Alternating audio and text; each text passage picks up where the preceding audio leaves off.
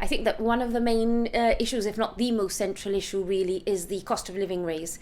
We've had a pay freeze on the cost of living for the last 2 years. The IRP raise for this year was 4.3%, which means, that there has been a massive inflationary raise. And obviously, public sector salaries are not going up to meet that. So yes, that is a concern. And really we would want, some, engagement on the cost of living for this year.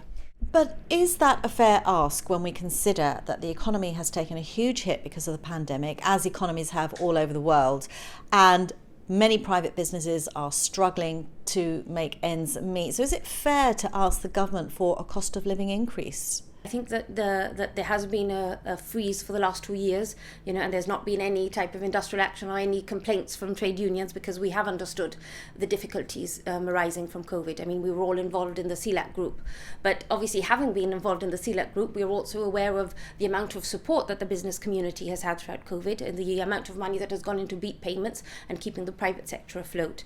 So I think that it's very negative to pit private sector against public sector, and I think that as we work together in the CLAC group and the public sector worked throughout COVID, even though, the private sector was often at home getting beat payments, and there was no backlash on that, I think that there has to be, a meeting somewhere in between. And certainly I think that, freezing public sector pay moving forward for many, many years, I think will have a very detrimental effect. And I think that we need to look at that and engage on that. And I imagine another item on your wish list could be the end of the HM Customs dispute? Absolutely. It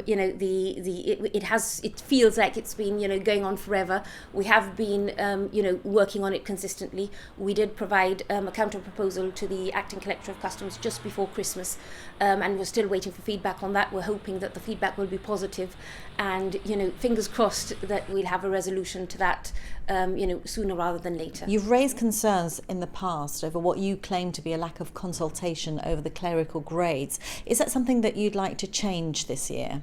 Well, I mean, certainly before COVID, we had a forum with the Chief Minister for public sector reform, and I think that was very positive. I mean, only just last April we had the idea that there was going to be a downgrading of more than 70 administrative officer posts to the administrative assistant level, and that was a complete surprise to us. So we had to make presentations very urgently to get that reversed. And really, if you look back. Certainly, I've been doing this for quite some time now. So if you look back to 2015, there was a suspension of the administrative assistant recruitment process that led to massive increase in supply workers in the clerical grades. Then that led to, when that was stopped, then there was many vacancies.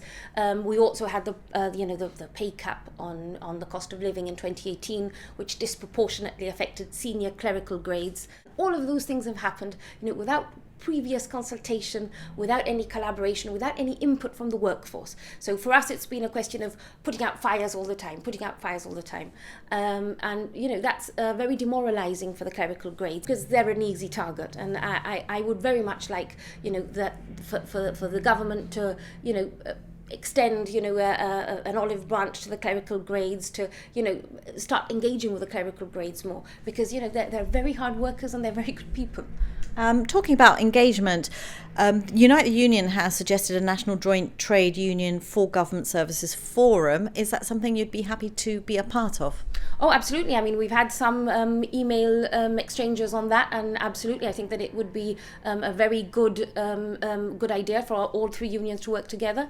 Certainly, again, if going back to the cost of living issue, that's something that affects all three of us. So yeah, I mean, working together and maybe coming up with a joint position on things that are macro issues that affect all three of us, I think would be a very positive step moving forward.